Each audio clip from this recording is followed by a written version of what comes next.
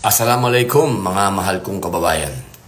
Sumaatin ang pagpapala at awa ng Panginoon Diyos. Mabuhay mga kapanalig sa iba't ibang lugar ng Pilipinas at buong mundo. Malalim na pagpupugay po sa lahat ng mga nakikiisa, makikiisa at patuloy na nagbabantay sa kapalaran at kabayanihan ni Tatay Digong. Tayo po'y sumasaludo sa mga taga Bacolod City, Davao City, Cagayan de Oro City, Cebu City, Camarines Sur, sa inyo pong lahat, sa iba't ibang sulok ng daigdig.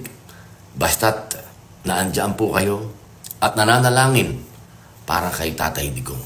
Tayo po'y muling magbuklod-buklod sa panalangin sapagkat wala pong pinakamabisa, wala pong pinakamalakas, wala pong mapagkakatiwalaan kung hindi ang Panginoon Diyos.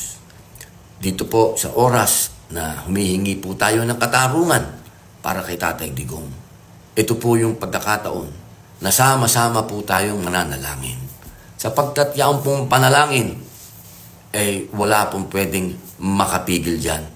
Kapag sinabi po ng nag-iisang Panginoon Diyos na labas ka na, Digong,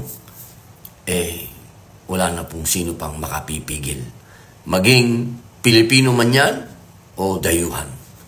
Kaya mga mahal kong kababayan, muli na naman po tayo magbubuklod sa ika-19 ng Hulyo. Makita-kita po tayo. Hindi po para magkagulo, hindi po para makipag-away. Tayo po yung magsasama-sama upang manalangin. Manalangin ng hustisya, katarungan. Yan po ang kailangan natin ipagpanalangin sa Panginoon Diyos. Sama-sama po tayo. Kami po ay nandirito sa Dahig. Kayo po dyan sa Cagayan de Oro. Diyan po sa Bacolod City. Diyan po sa Davao City. Diyan po sa Cebu City. At diyan po, syempre, Camarines Sur. Tayo po'y manalangin. Tayo po'y magkaisa.